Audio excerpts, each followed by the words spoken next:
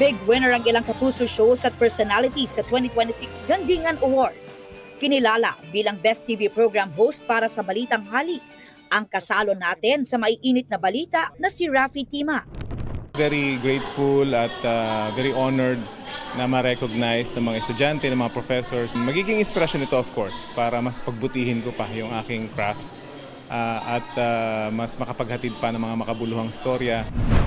Itinanghal naman na most development-oriented news story ang storya ng saksi na Philippines' problem on plastic waste and solutions action taken by several LGUs. Nakuha naman ng DG-Docu ang most development-oriented science and technology program para sa episode nitong Rice is Life, Solutions from Filipino Farmers. Dalawang pagkilala naman ang natanggap ng kapuso mo, Jessica Soho. Most Development-Oriented Public Service Program ang episode nitong Bagong Umaga ni Aurora.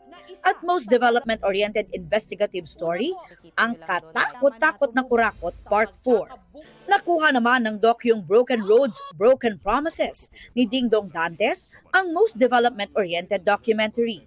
Yung mga kwentong nagpapakita ng mga sirang kalsada, yung mga kulang na serbisyo at napako ng mga pangako, hindi po yan aksidente, kundi bunga ng matagal ng suliranin ng korupsyon. Panalo naman ng Most Development-Oriented Feature Story sa 20th Gandingan ang Agripreneur.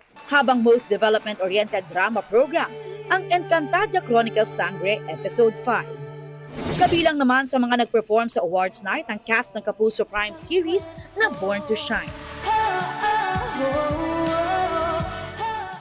Sa nakalipas na 2 dekada, kinikilala sa gandingan ng mga media practitioner at programang nagpapakita ng development journalism at nagbibigay diin sa mga kwentong hatid ay solusyon at social change.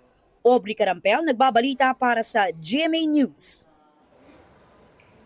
Mula po sa inyong lingkod at sa mga bumubuo ng Balitang Hali, isang taus-pusong pasasalamat sa 20th UP Combroadsoc Gandingan Awards ng UP Los Baños.